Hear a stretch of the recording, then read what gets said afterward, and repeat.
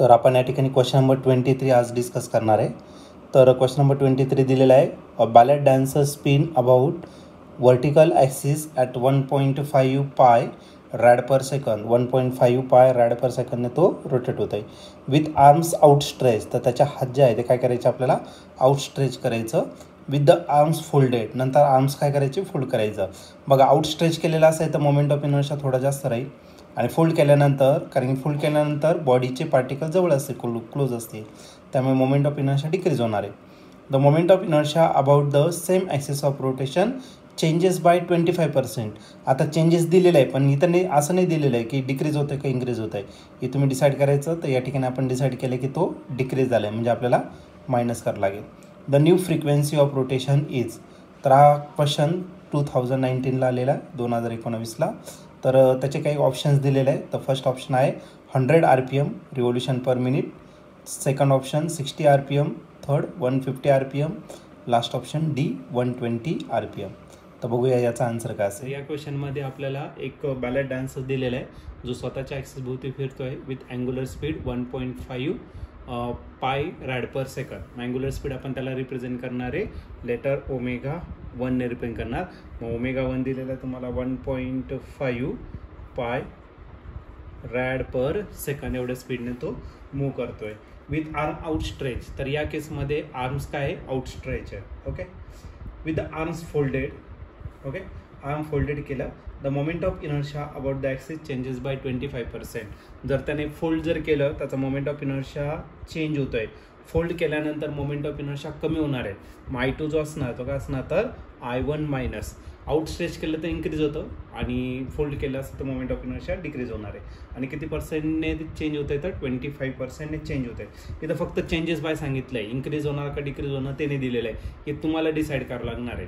Okay, तर outstretch जर केलं तर moment of inertia increases, fold केल्यानंतर मोमेंट ऑफ इनर्शिया डिक्रीजेस. म्हणून आपल्याला मायनस साईन करणं या ठिकाणी गरजेचं आहे. किती पर्सेंट डिक्रीज होणार आहे 25%. मग 25ला कशाने डिवाइड करावं लागेल आपल्याला 100ने. Okay, original.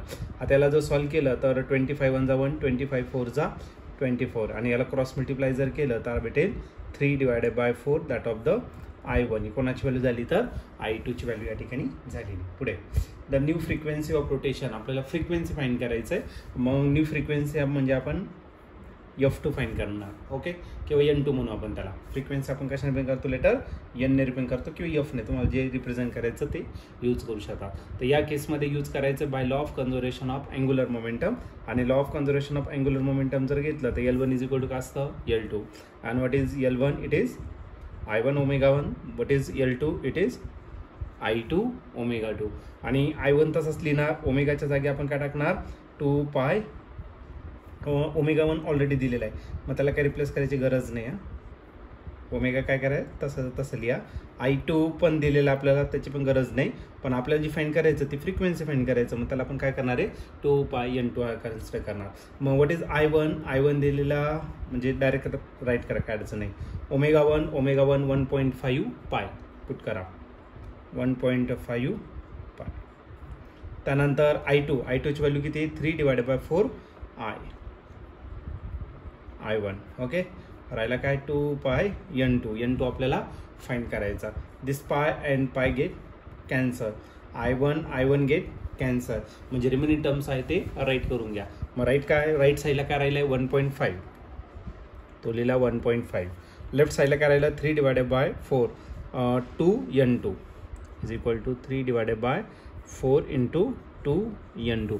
आता 2च्या टेबलमध्ये पण 4 आहे. 2 1 जा 1, 2 2 जा किती झाला 4 झाला.